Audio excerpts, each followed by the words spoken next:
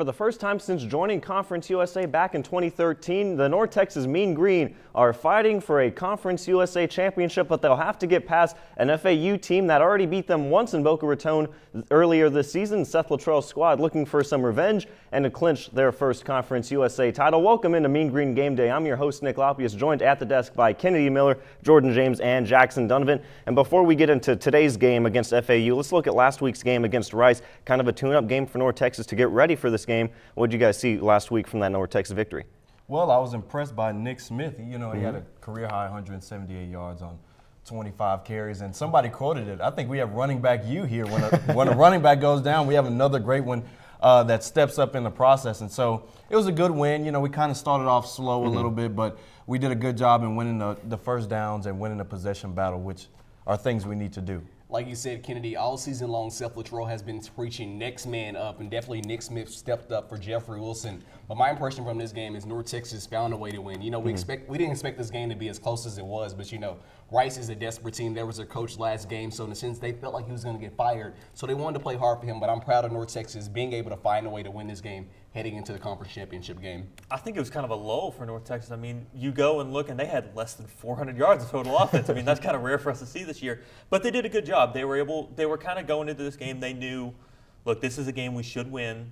You know, I mean, it wasn't going in like everyone thought the UAB game was supposed to be. It was going to be a sure win. Now, look at UAB this year. They've gone off. Rice was a for sure win. I mean, you shouldn't lose that game. And they go in, they actually control the clock, 32 minutes of offense. They're able to keep the ball away from Rice, which is good, give the team a little bit of rest, even though, you know, it's not a bye week. They still got a little rest out of this game. But you go in and, like you said, you have Nick Smith coming off the bench and just having a huge game. It's sad to say it's kind of making people forget about Jeffrey Wilson. I really don't want to say that for as big as he's been for this team this year, but Nick Smith is going to be able to help this team moving forward, especially in today's game against FAU. And also, Nick Smith, he's a freshman. He's a redshirt freshman. He was able to put up some pretty impressive numbers last week against Rice. But like you said, kind of a slow start for North Texas last week. Is that concerning going into this week? Again, we have seen North Texas either get off to really quick starts and not be able to finish, or getting off to slow starts and showing up in the last quarter. It has to be concerning, considering last time they played FAU, they started off really slow, and they just, from pretty much leading up to the third quarter, they really didn't get the ball rolling, basically. But I feel like they need to get off to a fast start if they like to win. Go ahead. I definitely agree with what you're saying, but it could have also been a trap game going up against Rice, a team that has only won one game. They know what they need to do to come out against FAU. Everybody saw the score. Everybody checked their phones or saw what happened, you know, that terrible night right before Halloween. And so, you know, this could have easily been a trap game to start off slow, but they held Rice scoreless in the second half, and so now I think they're ready for this game tonight. I think it's very rare you see an interception actually settle a team down. After Mason finally threw that interception on the first drive, you go through and the team finally just went, look, okay, we got the bad spells out. Let's just go do what we do, wipe the floor with this team. And they finally did. They actually kind of just locked in, went, okay, we're now going to play North Texas football. And they went out and they won the game like they should have. And so we go back to the Army game real quick. We already talked about losing Jeffrey Wilson, and that's a big blow. Also, Jalen Guyton might not be in the game today. How big is it to lose some of your two biggest names on offense? Oh, it's huge. It's certainly huge because it seems like every Mean Green game day that we do, when we talk about players that will help this UNT team win, it's always Jeffrey Wilson, Jalen Guyton. They need to be big in the rushing game and in the passing game. And so for those guys, for potentially both of those guys to be out today is a tremendous blow, especially in a championship game where it could be a lot on the line. It could be a lot on the line today. I think it's huge losing Guyton. You know, Guyton leads the receiving core in yards with 758 yards, but other receivers have stepped up. You have Rico Bussey Jr. there, then you have a Michael Lawrence, then Jeffrey Wilson. You know, initially I was worried, but after this game that Nick Smith had, you know, I feel like the more reps he gets, the more better he'll become. I think the one thing that worries about me in this game is Jeffrey Wilson's a big loss, but like you said, you have Nick Smith coming in. Jalen Guyton is going to be a huge loss. I mean, he's top 5 in receiving touchdowns for the regular season in UNT history. Moving forward, this game is going to be a shootout. There is no doubt. After we saw what FAU did, I understand they had 400 yards of rushing offense. This game will be a shootout. I think Lane Kiffin's going to go out and go, okay, they know we can run. Now let's just throw it over their heads. And they know that our secondary is weak. And so Mason Fine has to be able to keep up with them. And I think without Jalen Guyton, it's going to be a struggle. I mean, I feel like they need to stop them defensively if they want to win that game, you know. That's ultimately what it comes down to.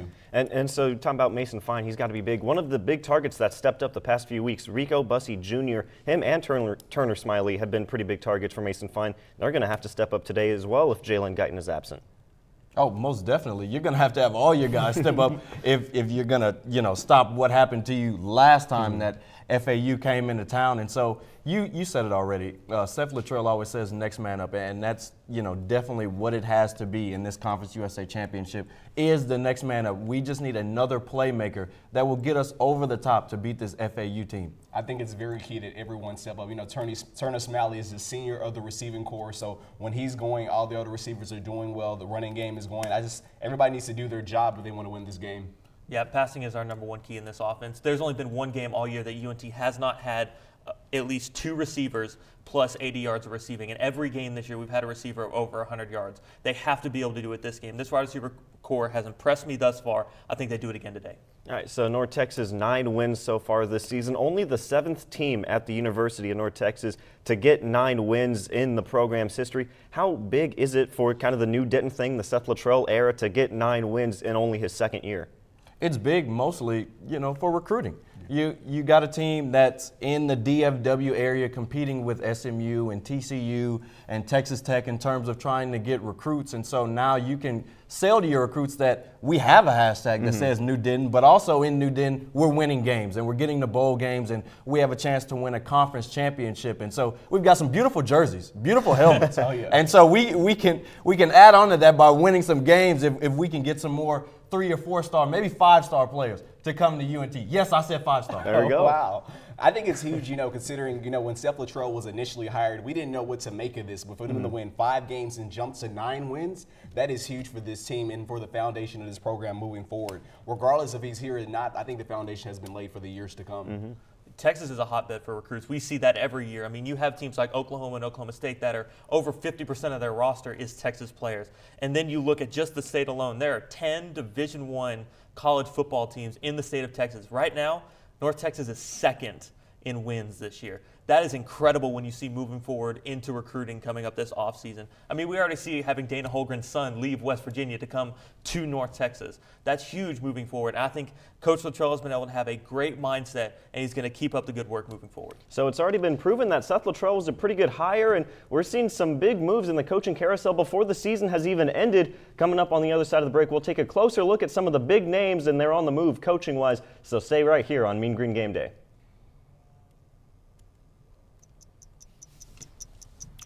I understand. 5-star recruits. I know it's not your typical resume. Okay, well, But Maybe 3-star. We got 2 this year. 2 3-stars. Yeah. 2 3-stars. candidate. We got 2 3-stars. But I've been working We ended double up shifts 4 just to guys pay out of for the Texas books. top 150. I've been raising my 2 little brothers. I'm determined, driven, motivated. Isn't that what you're looking for? Look beyond the resume and discover new ways to develop great talent at gradsoflife.org. Here's your check.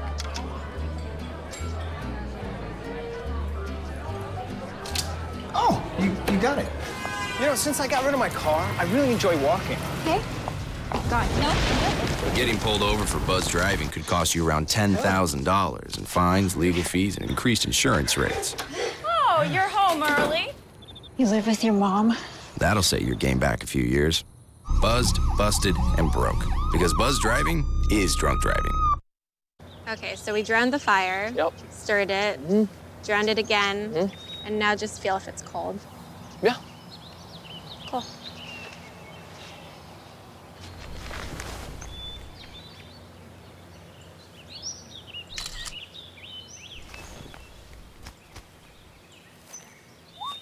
Smokey just gave me a bear hug.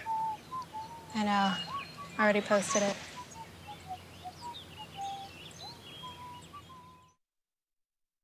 Okay, so what would you bring to my company? What do you need?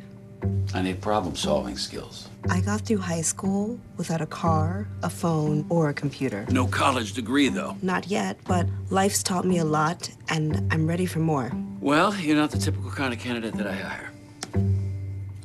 But you are exactly what I'm looking for. Your company could be missing out on the candidates it needs most. Learn how to find a great pool of untapped talent at gradsoflife.org.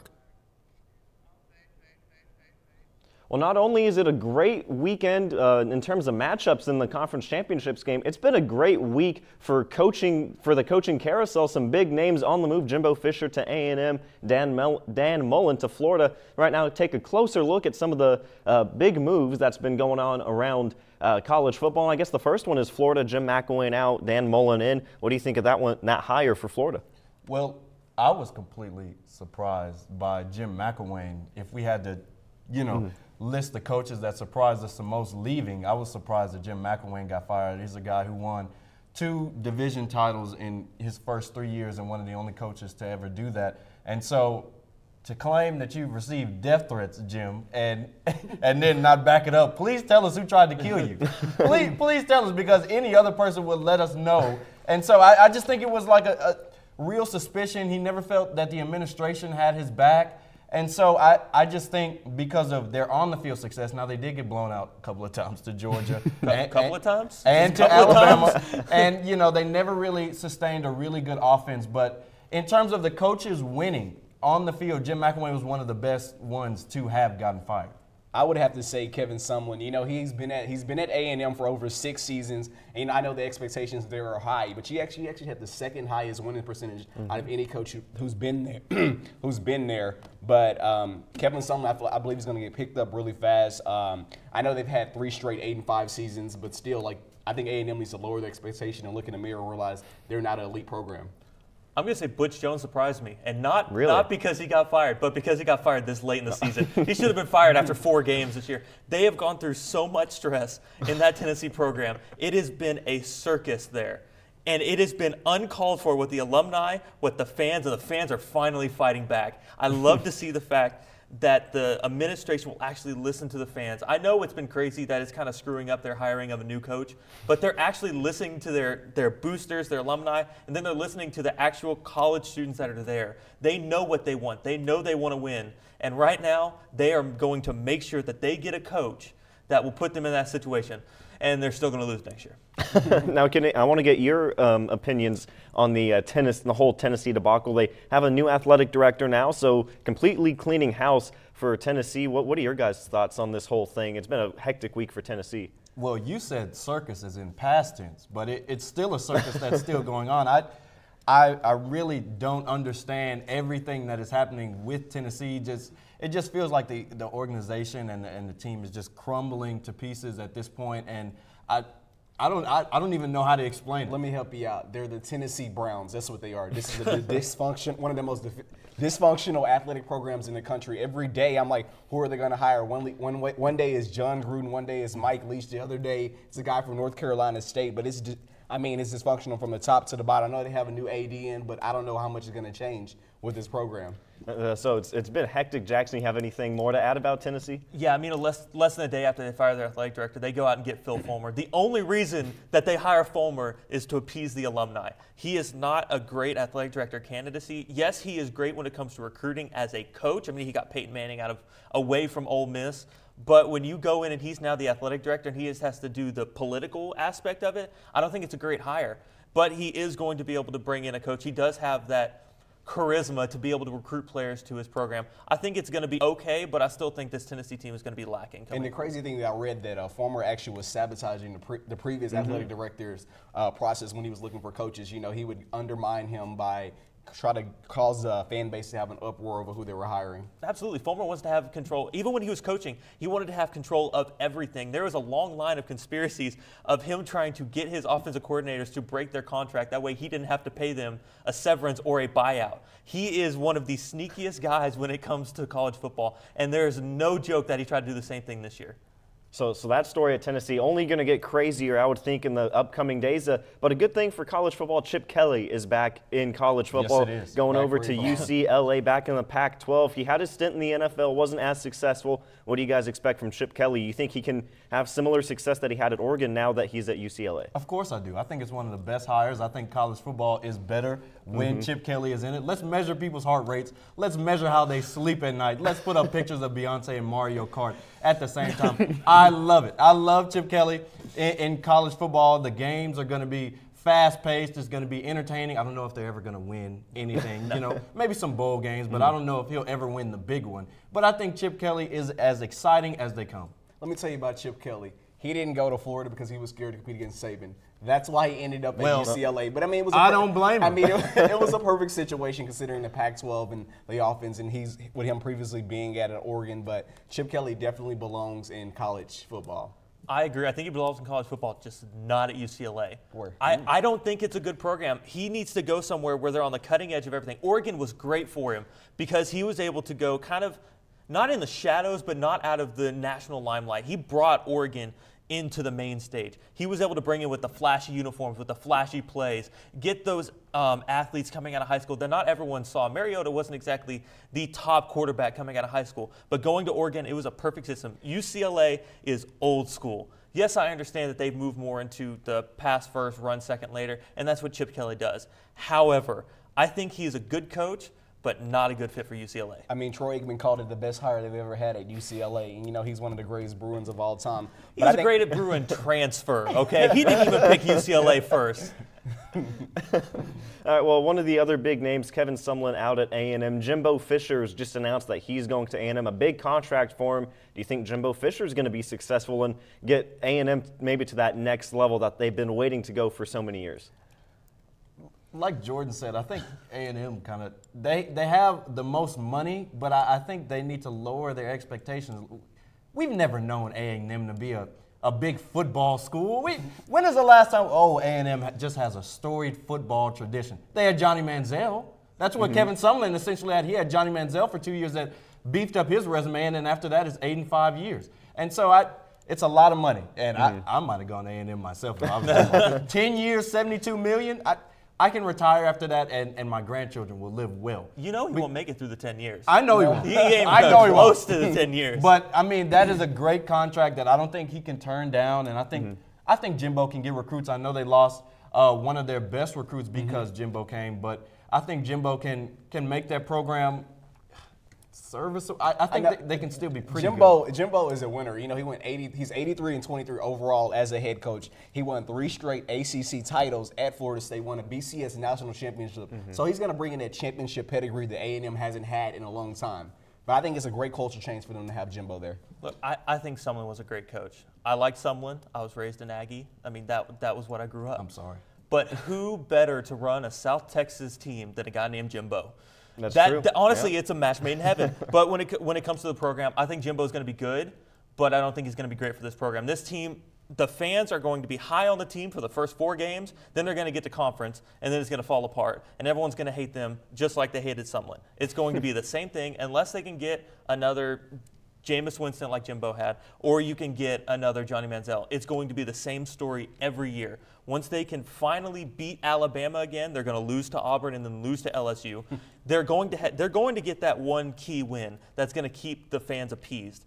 And then it's going to go downhill the rest of the season. So it's definitely been an exciting week coaching-wise. Coming up on the other side of the break, there's 10 bowl-eligible teams in Conference USA. We'll take a closer look at the conference as a whole on the other side of the break, so stay with us.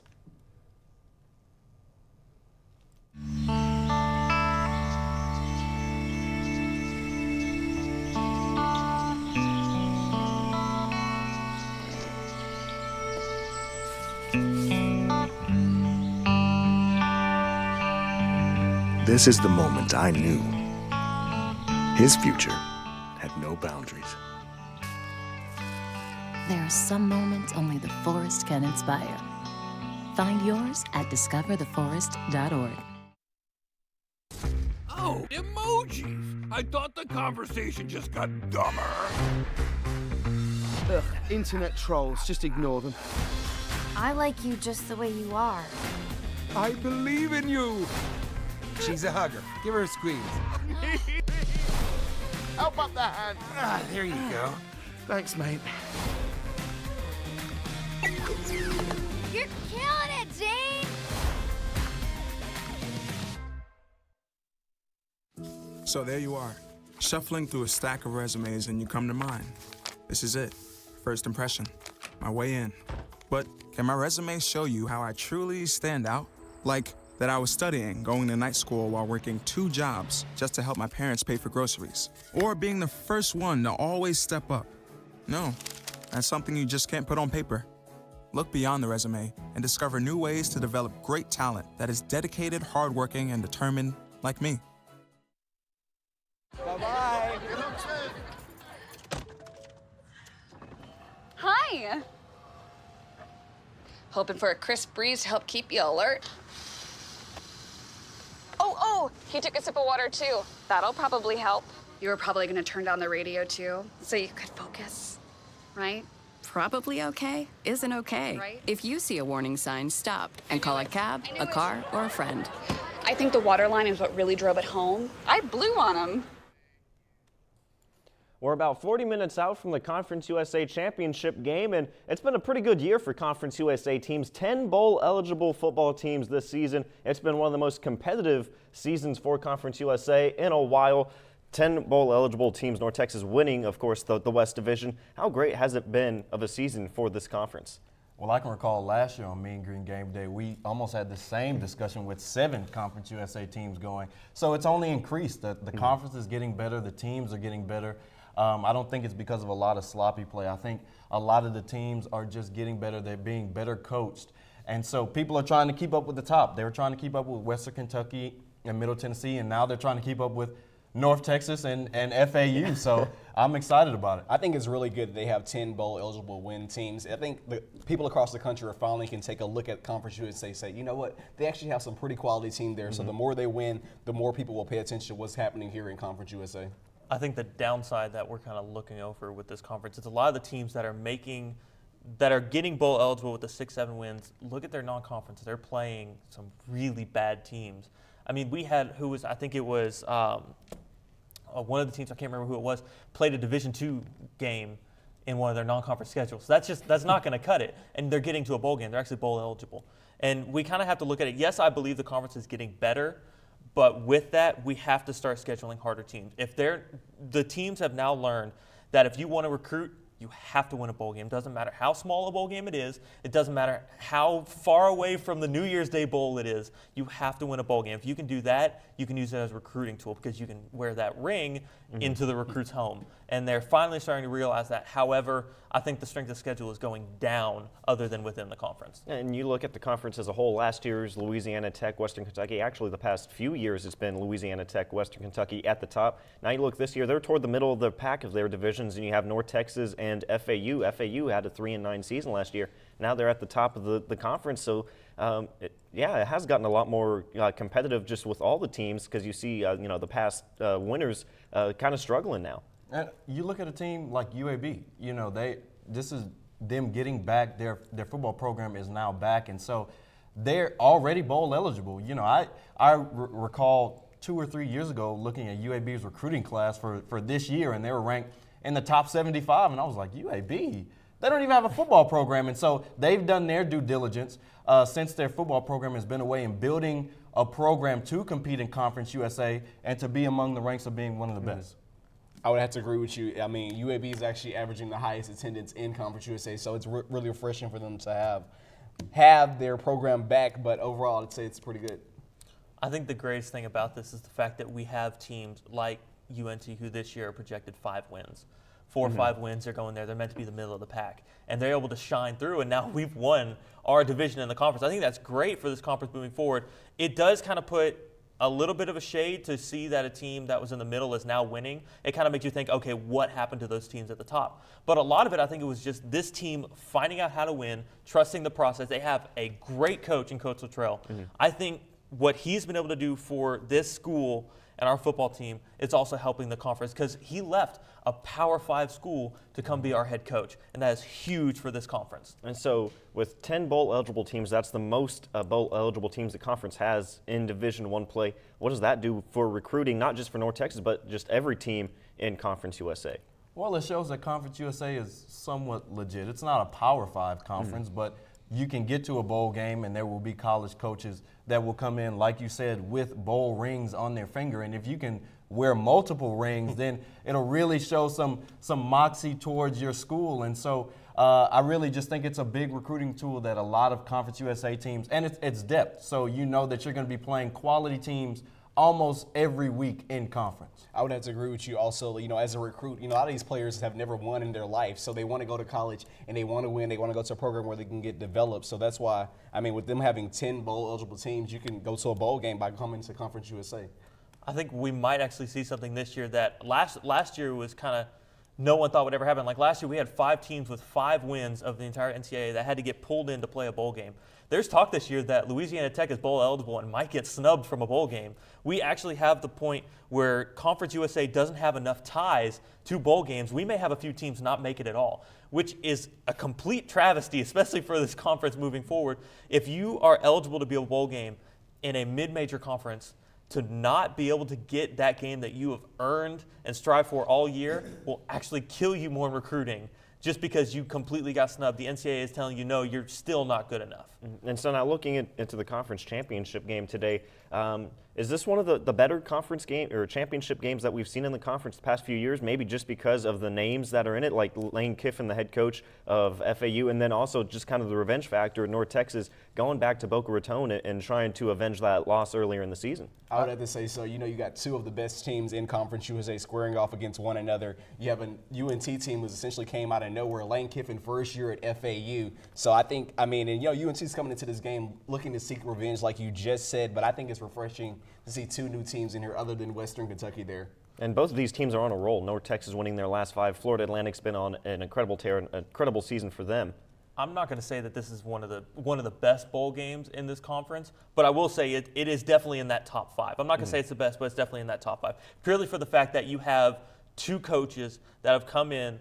FAU, they said they were going to have a good year, but they weren't expecting to win a conference championship. And then, of course, we have UNT that we've stated, in every show this year that they were meant to be middle of the pack. And now you look at them, and they are both.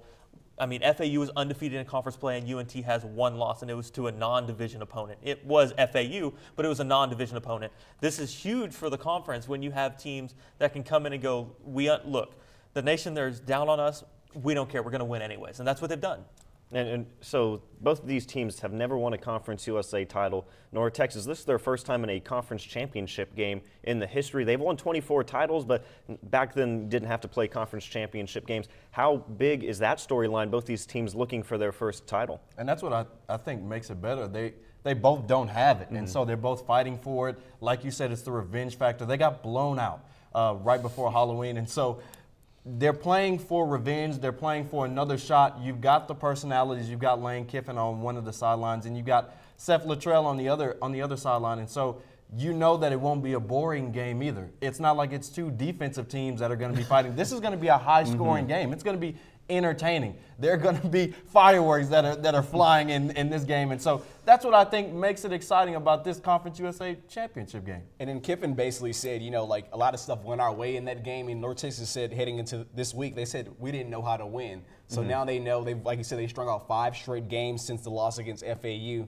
It's going to be a good game. It's going to be, a contest of polar opposites. You have Lane Kiffin, who he gets in a press conference. He has at least one thing in every press conference that he knows is going to get them into the national limelight. Whether it's, calling out Saban about not knowing what Twitter is, or the rat poison incident. And then you have Coach Luttrell, who he tries to do everything he can to stay out of the media. He wants all the focus to be on how well his players have done this year.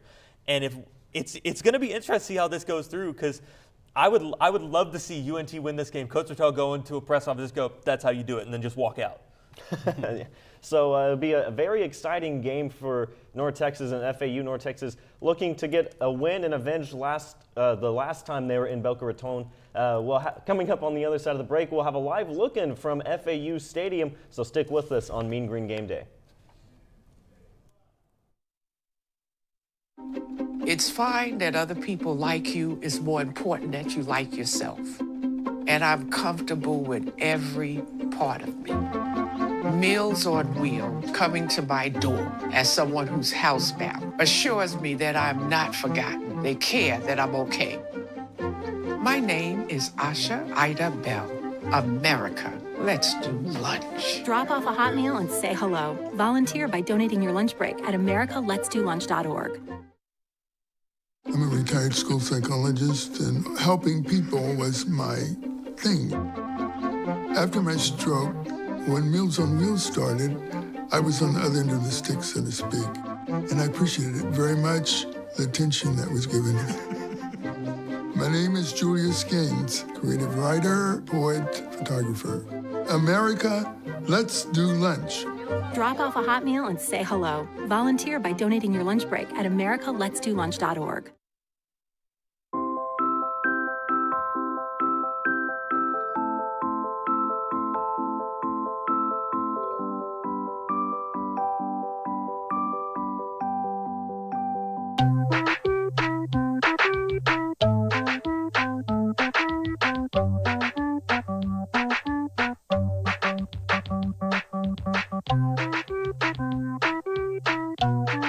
Start a story. Adopt at theshelterpetproject.org. Hey, look, it's those guys. Get some drinks! Are you good to drive? I'm fine. How many did you have? I should be fine. You should be? Go and step out of the vehicle for me. See ya, buddy. Good luck. So turns out, buzz driving and drunk driving, they're the same thing, and it costs around $10,000. So not worth it.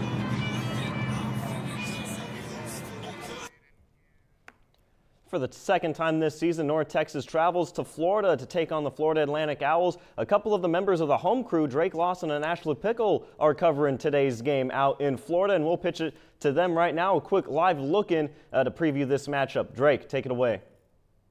Hey Nick, that's right. We're live here at FAU Stadium where it is the calm before the storm as North Texas and Florida Atlantic have not lost a game since they last played here 6 weeks ago, although Florida Atlantic hasn't lost a game since late September. So they've been on quite a win streak. They haven't lost a game at home since the first game of the year against Navy in which they were blown out. But, Pickle, this is a completely different team. No, I mean, I completely agree. If you're talking about the very first game of the season, taking a loss on that one, you know, they came off a 1-9 season last year. They have Lane Kiffin, who was a brand new coach, who at the time, I mean, early in the season, we said we didn't even know how he was going to perform here. He doesn't have the same athletes he had at Alabama. You know, that's a big transition. So, I mean, just obviously now, way different team. They've got all these wins under their belt, win undefeated in conference play. They're here hosting the Conference USA Championship after a 1-9 season. Totally different team that Lane Kiffin really has just turned around this season. Yeah, different team, but North Texas isn't the same team that gave up 800 yards of offense on this field a couple weeks ago. No, I mean, they've changed. They played a hard game against Army, came out with a big victory there. They played on the road, beat teams like La Tech, Southern Miss before they even played Florida Atlantic. But, I mean, they have won the game since then. It's a different team. They're not quite as how Seth Luttrell put it before, cocky. They're more, you know, confident at this point, I would say. Right, and I mean, like you said, he said after the FAU game, there's a big difference between cockiness and confidence. And not only, I mean, we're missing a big key factor here in this game going on now is going to be Jeffrey Wilson. You know, Jeffrey Wilson is out. He's been the leader of this team for so long now, not just this year, but years previously, but especially this season. But Nick Smith, you know, he has shown us that he can do well. I mean, he had over 100 yards rushing in the Rice game last week, and that was just in the first half. So really, if we can get Nick Smith the ball, we've got receivers like Jalen Guyton who can get this done. We've got Michael Lawrence who can pop up, Rico Bussey with the long ball. You know, it's going to be a totally different game than what we played the first time. And what I'm really hoping, like you said, difference between cockiness and confidence. Hopefully, FAU comes in a little cocky, and we can use that into our advantage. Absolutely, and we're definitely going to hope that the defense has learned quite a bit since then as well.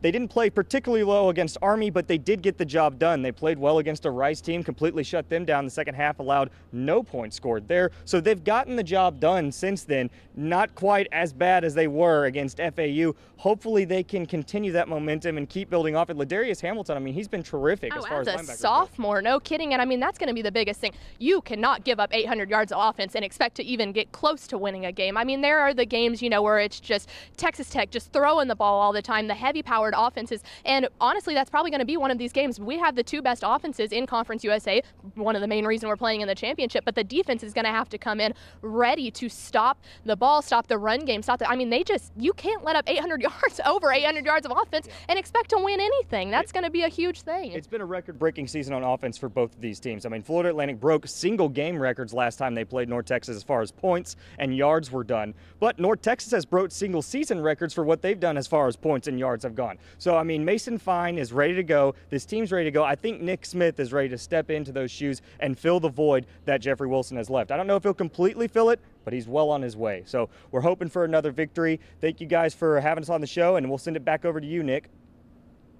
Yeah, well, a big thank you to Drake Lawson and Ashley Pickle there. It looks like a beautiful day out there in Boca Raton, a great day for football, and they talked about it. It's going to be an offensive shootout. We've already talked about it. Both of these teams looking for their first Conference USA title. How important is being in the conference championship in just the second year of Coach Luttrell here at UNT? I mean, we kind of talked about it already. It establishes that New Denton is not just a hashtag, but it is a real life thing, because this team has completely turned around the program from when you and I were freshmen and nobody came to the games, and we only won one game that year. The coach got fired at halftime. It was just a really bad state. And when I got here, it just seemed like UNT was just an old school, kind of like just set on, you know, what they did in the past, and they weren't looking towards anything in the future. And then Seth Luttrell comes in, and it seems like the green just got a little lighter. Like it seemed like it was really a mean green. And so in his second year to win 9 games and to be in a championship is so big for this program, because now it shows that you're on a level with the other schools in the DFW areas and that you're a winner as well. Yeah, when Seth Luttrell in his introduction press conference, he said that we are going to win. You know, not many of us believed that he was going to win immediately, but for them to do it in his second year, winning 9 wins is huge for this team, especially moving forward. You know, when people think about UNT, they think about a music school. And now all of a sudden they're talking about that football program that he has established under his tenure here. But New Denton, I mean, from the volleyball to soccer to football to basketball, all across the board, all of our athletic teams are prospering under Ren Baker. Yeah, it's been a great 2017 for North Texas athletics. It's been pretty impressive what the school has been able to accomplish. When you look at Coach Luttrell, the one thing he brought in was he wanted to have the winning mindset. He kind of knew that, you know, the first year they weren't going to win too many games. They got a bowl game, which was great. This year he just came out and goes, you know, we know how good we are, and we are going to prove it to everyone in the nation. And they are 3rd in the conference in attendance per game at 20,000 plus people per game.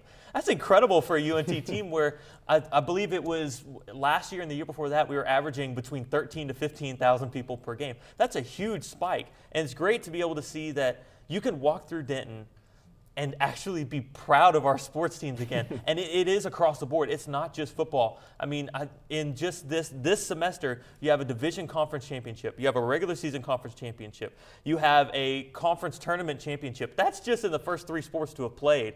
And now we have women's basketball who are starting out hot. The men are going to places like Oklahoma and having great shows. It is a perfect time to be in Denton as a student or as just a sports fan. Yeah, talk about the attendance in your freshman year. You know, not a lot of people showing up. The past 2 games at Apogee Stadium have been about 26,000 people at the stadium. It's been an incredible turnaround. Ren Baker, a big part of that, and a new indoor facility for football, and that's going to be impressive as well. How impressive has it been for Ren Baker to come in and just such a quick turnaround for the athletic department? And not resting on his laurels. Like you said, he's making the practice facility while we are winning. So you keep adding on to what is already a good program. And so the thing I like about Ren Baker is he takes chances. And so he took a chance on Seth Luttrell. He didn't go out and hire another coach from Conference USA who was already a head coach. He took a guy who would be one of the youngest head coaches in college football at the moment and hired him and gave him a chance.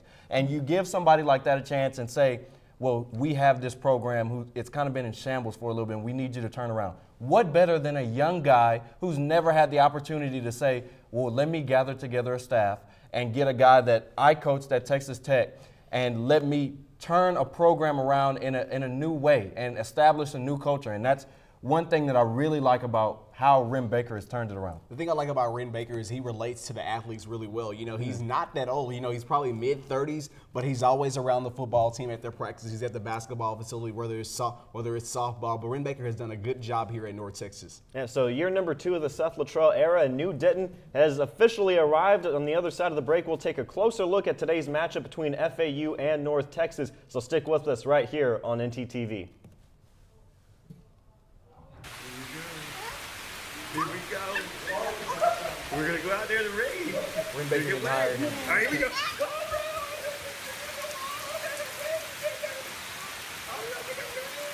Okay, quick. Oh, yeah, yes. So much fun. Mwah.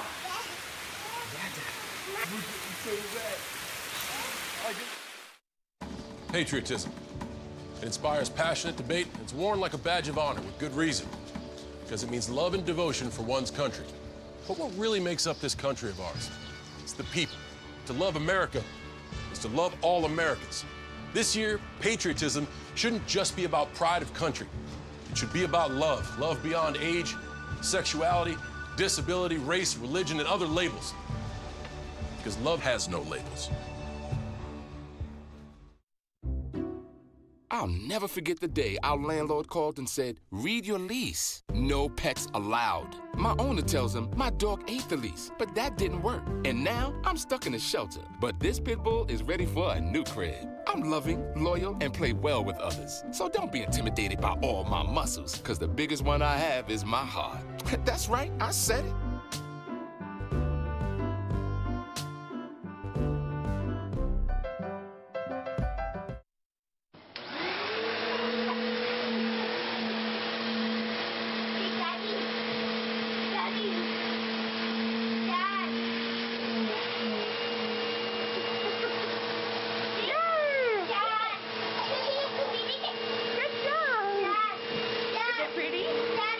How's your hair? Is it pretty? Daddy. It's pretty. Maybe I'll say So like many of the conference championship games today, the Conference USA Championship is another rematch. It's North Texas versus Florida Atlantic. The first matchup between these two didn't go in North Texas' favor. It was a 69-31 loss for the Mean Green. Jackson, I want to start with you on this one.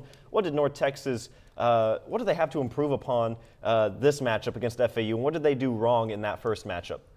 Defense. Period. just defense. We have to be able to give up less than 250 rushing yards. I know it's sad to say that 250 is, an improvement, but 408 yards of rushing offense in the last game. They have to do better than that. They have to have the mindset of going, we belong here. We have to play better. And if they don't do that, it's going to be slaughtered. I would have to agree with you as well. They need to find a way to stop the run. That was the biggest thing in this game.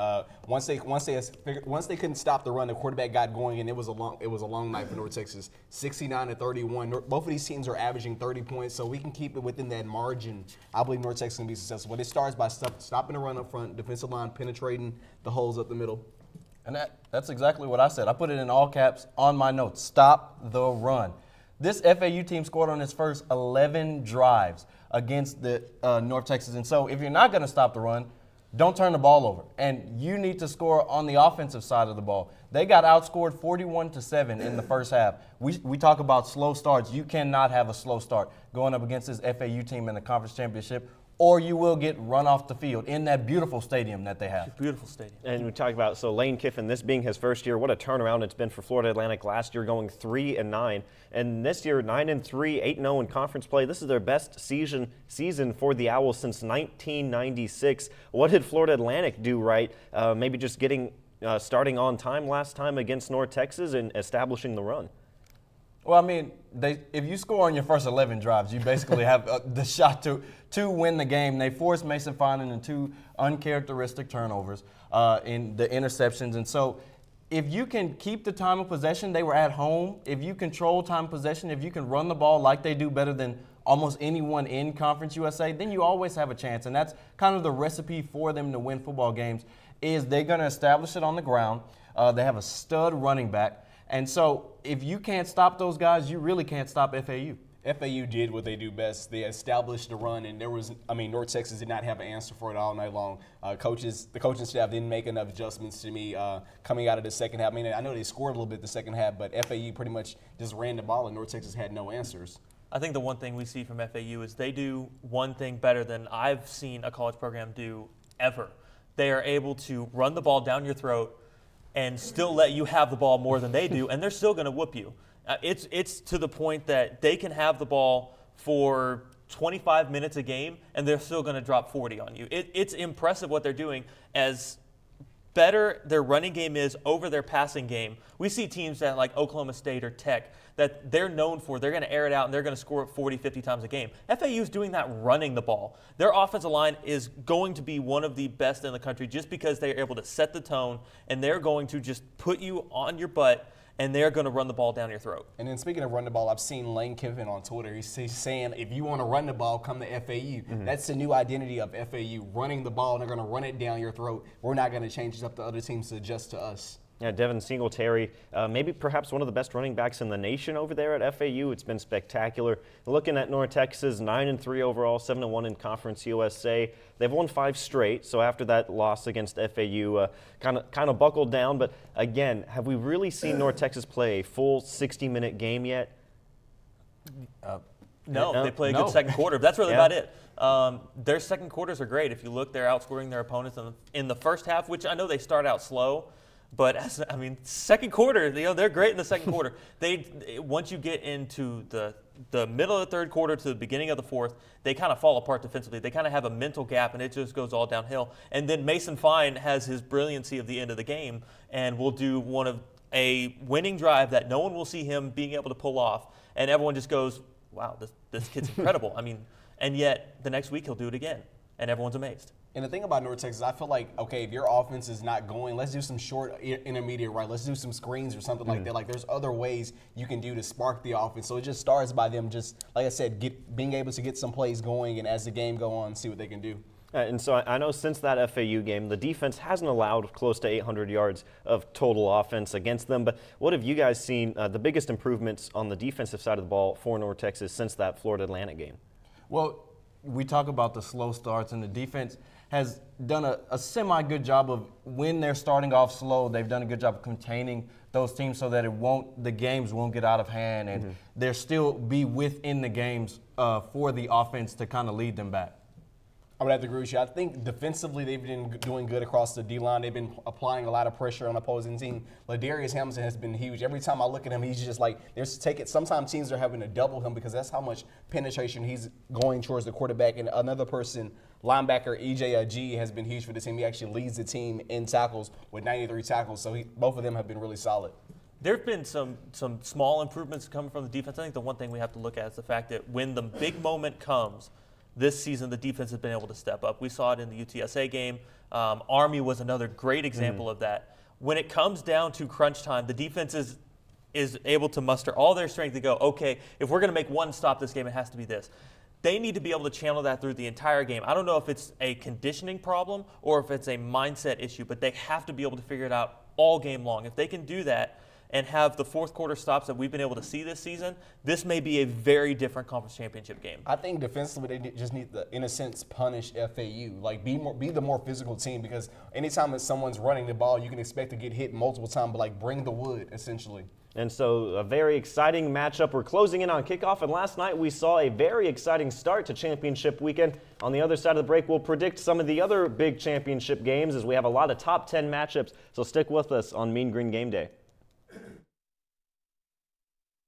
Listen, I realize that I'm not perfect, but it all really started to change because you judge me for having a problem. No one is going to know that I need help.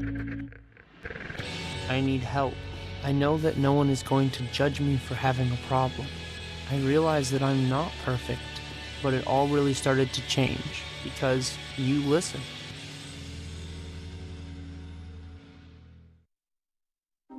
It's fine that other people like you. It's more important that you like yourself. And I'm comfortable with every part of me. Meals on Wheels coming to my door as someone who's housebound assures me that I'm not forgotten. They care that I'm okay. My name is Asha Ida Bell. America, let's do lunch. Drop off a hot meal and say hello. Volunteer by donating your lunch break at americaletsdolunch.org. Patriotism. It inspires passionate debate. It's worn like a badge of honor with good reason, because it means love and devotion for one's country. But what really makes up this country of ours? It's the people. To love America is to love all Americans. This year, patriotism shouldn't just be about pride of country. It should be about love. Love beyond age, sexuality, disability, race, religion, and other labels. Because love has no labels. So North Texas and Florida Atlantic kicking the action off today for the conference championship games, and we're breaking down some of the other games. The first one, we'll get right into it. The Big 12 conference championship game, another rematch. It's TCU and Oklahoma over at AT&T Stadium. I have TCU. Gary Patterson seemed fired up this week in his press conference. I think TCU probably has maybe better coaching in these kinds of games. Lincoln Riley, a first-year head coach, hasn't been in a game of this magnitude yet, and I think that puts TCU over the edge. I think both teams are pretty well coached. I think the difference is Oklahoma has Baker Mayfield, and that's what's going to separate them. I think Baker Mayfield is like this year's Johnny Manziel. He's got a better arm. He's more disciplined, but he's got the attitude of he's got the attitude. Got the attitude. And so when you have that guy, he's the difference maker. He's the one that's going to win you games like this when the teams are kind of evenly matched, as we saw in the first game. And so I think Oklahoma pulls it out. I think this is a very even matchup. You know, Oklahoma won last time these teams matched up with one another, but Oklahoma has better players to me, so that's why I feel like they'd win this game. I think Oklahoma's going to win, but I'm actually going to say it's because of Lincoln Riley. I think he is a mastermind when it comes to the offensive game. Gary Patterson is a heck of a coach. I'm not going to bash him at all. He is one of the best coaches in the nation. I think Lincoln Riley is going to be better. And I think this is going to be the beginning of his coaching career to be able to show that he is the top dog. He has been very impressive. Oklahoma taking down Ohio State early in the season. So Lincoln Riley, first-year head coach, has done tremendous work over at OU. Next one's Miami versus Clemson. The U. Is the U back, or after that loss against Pitt? I'm not too sure, but that game against Notre Dame definitely proved that they're for real, and the speed of that defense is spectacular, and I think that's the reason why they knock off the defending champions is the speed of that defense. It certainly proved it to you, right? Oh, definitely. Notre Dame fan. But I'm going with Miami as well. I think they're the underdog here because of some injuries that they've received. Some of their top playmakers are done, but I think both teams have great defenses, and I'm not sure that Clemson has the offense to kind of pull this game away, and so I believe if it's a close game in the 20s range, in the teens range, then I think Miami will pull it off because I think Malik Rozier will make a couple of plays or two against that Clemson defense that Clemson will have an answer for. While I do believe that the U is back, I'm going to have to go with Dabo. Like, Clemson is used to being in ACC championship. Miami's kind of the new kid on the block essentially, but Dabo, Sweeney, Clemson, I'm going with them. I'm going to go with Clemson as well. And we've seen great strides Miami this year, especially when it comes to defense. I mean, they're averaging 2+ turnovers a game. That is an incredible improvement from last year's defense where they averaged less than a turnover a game. However, Dabo's going to just go, okay, sit down. Let me show you how a defense works. And they're going to shut Miami down. I say Miami gets less than 20 points this game, and Clemson's going to win 35-19. All right, now moving over to the Big Ten, Ohio State versus Wisconsin. Wisconsin feels like they haven't gotten the respect that they deserve. Ohio State, they've been in this position before. I just think they have more talent than Wisconsin, and Urban Meyer at the helm is just going to be too much and overwhelming for Wisconsin. I'm going with Ohio State as well. This is a team that they've won the last 5 meetings against Wisconsin. I think Wisconsin has great defense. Ohio State has good offense. I think when you switch it around, Ohio State has a better defense than Wisconsin has offense. Wisconsin is a run-first team, and by the metrics, Ohio State has the best run defense in the country. And so if it goes down to the quarterbacks, then you have J.T. Barrett against Alex Hornibrook. I'm rolling with J.T. Barrett here. I would have to agree with you again. Ohio State, I feel like Ohio State have played better. I know they're in the same conference, but I believe Ohio State has played higher degree of teams. Wisconsin is undefeated, but I'm going to have to go with them because of Urban Meyer. I think this is going to be the best game of the weekend. Of all conference championship games, this is the one I'm looking forward to the most to watch. I have Wisconsin winning purely because I think they're going to control the clock. It is going to be a good game. J.T. Barrett is going to come out. He's going to show that he deserves to be in the talks for one of the top quarterbacks in the country, though I don't think he is in the top.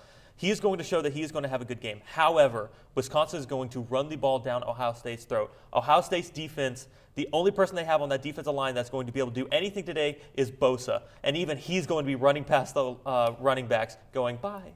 And Wisconsin's going to win. I say Wisconsin's going to win. I'll put another score on this, 28-7. 28-7. J.T. Barrett is going to get one touchdown. That's it.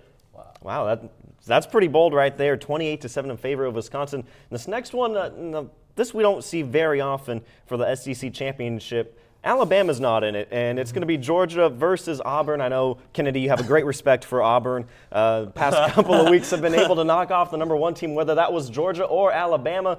I have Auburn on this one, winning the rematch against Georgia today. I have Georgia winning, not just because Auburn beat Alabama. I'm not sure on the health of Kerryon Johnson today, and with the other backup running back also being out, I think that Gus Malzahn will try and give a couple of plays to kind of get Kerryon Johnson away from the hits that Georgia will put on him. And so because of that, I don't think their offense will be as fluid as it normally is. And so if the game is tight, I think that Nick Chubb and Sony Michael will be too much for that Auburn defense. I have Georgia winning it. It's kind of weird having an SEC championship with no Alabama there. Alabama, I know it's they have a great feeling. It's disgraceful. I love it. I hate it. Well, yeah, like I mean, it's going to have some variety. Yeah, because Alabama is the best team in the SEC, and the way that Auburn beat them, I'm going to have to go with them in that game. Georgia came out of nowhere, but it's just I'm going to have to go with Auburn.